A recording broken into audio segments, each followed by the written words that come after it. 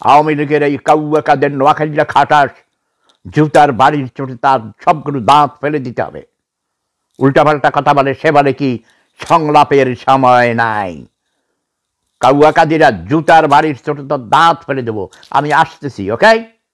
ছোট লোক, গরিব, নাস্তা খাইতে পারতি না, তুই মধুর ক্যান্টিনে বসে থাকতি চোরের মতো, তোর মুখের থেকে গন্ধ বাইর হইতো, তুই খাইতে পারতি না, না খাইয়া থাকলে মুখের থেকে গন্ধ বাইর হয়।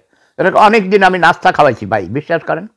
কারণ আমার মা বাবা লন্ডনে থাকতো, আমার জন্য পাউন্ড স্টার্লিং পাঠাইতো, আমি নিজে স্কলারশিপ পাইতাম, আমার টাকা পয়সার অভাব হয়নি, কারণ জন্ম হয়েছে পাউন্ড স্টার্লিংয়ের উপর। দাদার পক্ষ জমিদার ছিল, নানার পক্ষ জমিদার ছিল, আমার জন্মের আগেই পূর্বপুরুষরা 120 বছর আগে লন্ডনে থাকে, কথা বোঝেন নাই?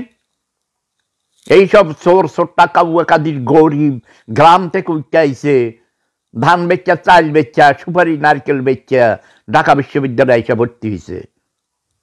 আর এখন সে শুনি মানে 1 কোটি টাকা দামের ঘড়ি পরে। শেখ হাসিনা যেই আপনার ব্যাগ হাতে লইয়া ঘুরে, এটার দাম নাকি 1,20,00,000 টাকা। হ্যাঁ, লন্ডন থেকে এক সাংবাদিক আমাকে বলেছে। এদেরকে উৎখাত করতে হবে। যেই লক্ষ্যে আমরা যুদ্ধ করে দেশ স্বাধীন করেছি, সেই লক্ষ্য অর্জিত হয়নি। মেহনতি মানুষের রাজ কায়েম করতে হবে।